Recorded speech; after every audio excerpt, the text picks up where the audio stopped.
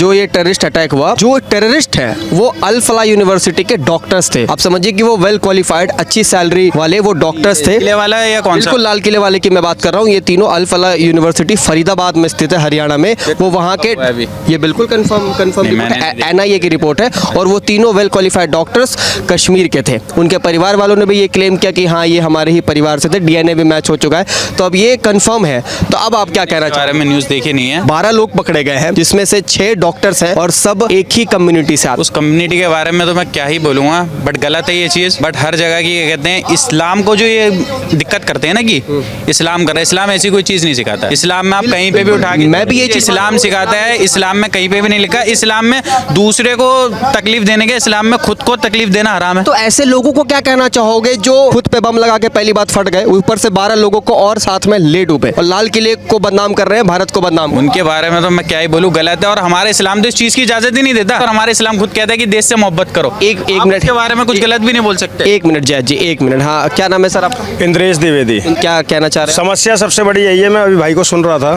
भाई ने पहलगाम का अपना कार का इंसिडेंस बता दिया।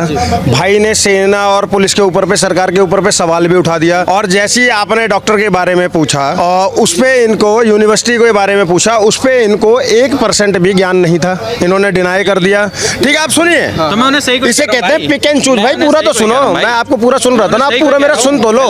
अब ये पिक एंड चूज वाली कहानी हो जाती है। अब मैं दूसरी बात पे आता हूँ। भाई कह रहे हैं इस्लाम नहीं सिखाता है, इस्लाम नहीं सिखाता है, जबकि तमाम ऐसी तकरीरें जिस पर ये बोला जाता है, कौन सी गजवाए हिंद की बात, कौन सी तकरीर है? तमाम तकरीरों में बोला गया है तकरीर गजवाए किसकी हिंद का। तकरीर? पहली चीज। कौन सी तकरीर? दूसरी चीज, तकरीर भाई? हर बार आतंकवादी उसी धर्म से क्यों आता है? दूसरी बात, नहीं होता attack भाई। दूसरी बात, धर्म से एक नहीं होता सेकंड attack। बीच में नाम मत काटो। क्यों नहीं काटो? दूसरी बात, आतंकवादी जितने भी हैं, अगर उनका धर्म नहीं होता है तो उन आतंकवादियों की मैयत में शामिल क्यों हो जाते हो? उनको सुअरों के साथ में जला क्यों नहीं दिया जाता है?